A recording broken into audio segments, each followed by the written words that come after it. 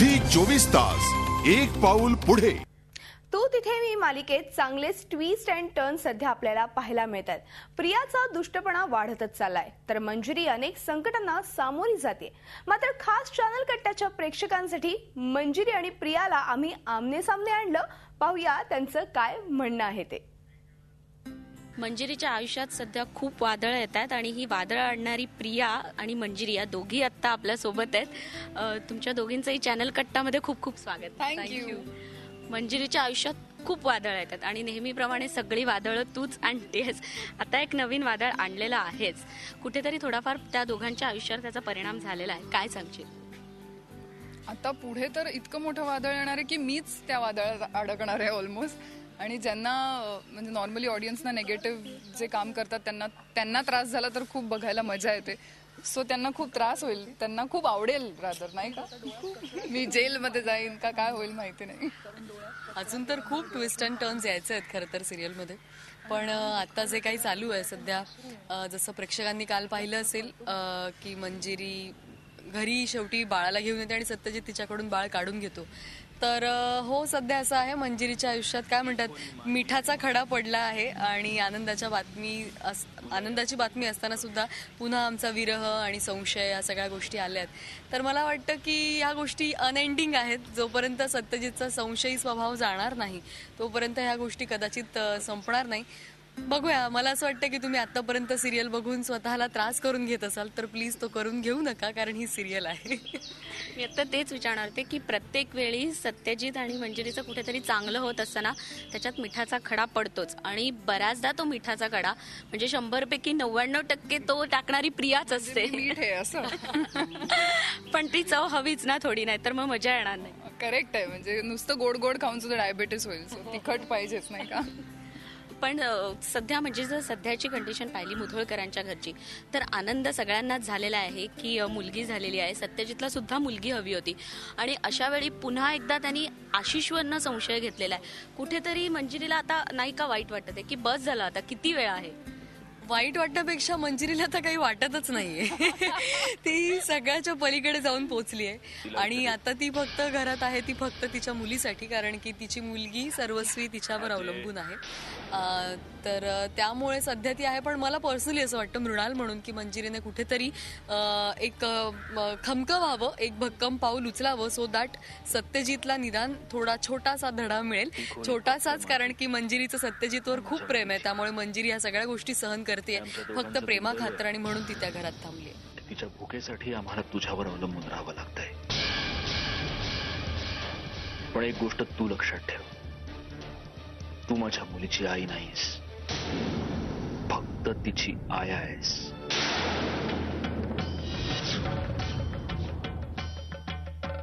Out.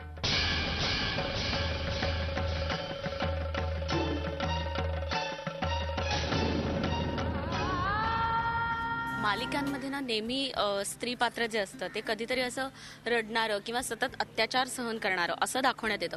आता तुम्ही दोघी इकडे आहात म्हणून मला दोघींना हा प्रश्न विचारायचा आहे की दोघींनाही असं वाटत नाही की मंजिरीने कुठेतरी स्ट्रॉंगली उभं राहावं आणि या सगळ्याला विरोध करावा? डेफिनेटली वाटतं. इनफॅक्ट कधी कधी तर असं होतं की सीन्स मध्ये लिहून येतं त्याच्यात ती बिचारी काही बोलतच नाही किंवा इतकंच बोलते की अहो, पण मग आम्ही त्याच्यात ऍड करतो वाक्य. किंवा जनरली आपण बघायला गेलं तर इतकं कोणी शांत राहत नाही किंवा इतकं कोणी सहन करून घेत नाही.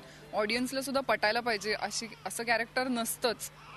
सो नाही, मला पण असं वाटतं बरेचदा. पण मग मी दुसऱ्या अँगलने विचार करते तेव्हा मला पर्सनली असं वाटतं की मंजिरी धाडसी आहे खरं तर. तुम्ही मला सांगा अशी एखादी व्यक्ती जी त्या घरात राहते ज्या घरातल्या एकाही व्यक्तीला ती आवडत नाही. मला असं वाटतं की मंजिरी तो वेळ घेतेय. जसं लोक म्हणतात की कपड्यांवर चिखल लागला तर मंजिरी कशी आवाज करत होती, पण मला असं वाटतं की मंजिरीच्या चारित्र्यावर जर डाग उडालेत तर ऑफकोर्स त्या गोष्टीसाठी थोडा वेळ लागेल आणि तो वेळ मंजिरी घेते. आणि कारण ह्या गोष्टी इतक्या सहजासहजी क्लिअर होत नाहीत आणि आफ्टर ऑल सत्यजितचं पॉझिटिव्हनेस हे त्याच्या प्रेमाचं लक्षण आहे. त्यामुळे मे बी सुहास बरोबर नक्की लग्न होणार आहे की परत एकदा? प्रश्नच नाही. आता मी ठरवलंय, आता लग्न होणारच. बँड बाजा बारात. आणि नाही झालं तर आम्ही लावून देणार आहे. गेली एकदाची असं. जा आता लवकर. म्हणजे प्रिया ती प्लीज प्रिया.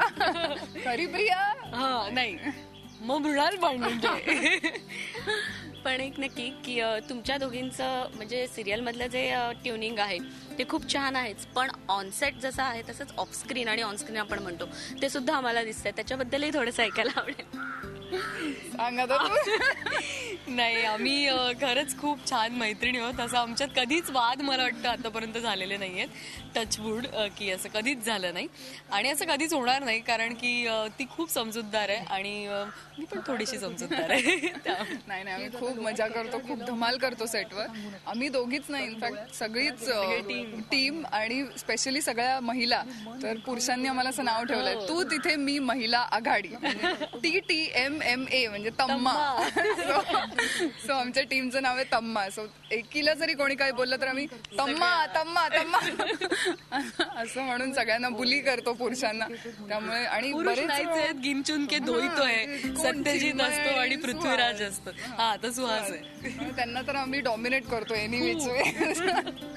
म्हणजे वॅम्प एका सिरियल मधली आणि त्याच सिरियल मधली नायिका, या दोघींच्यात मैत्री असते का असा कधी कधी प्रेक्षकांना प्रश्न पडतो की ते खरंच तशा असतील असं वाटतं. तर तुम्हाला अशी काही रिॲक्शन बाहेर कधी मिळाली आहे वेगळी?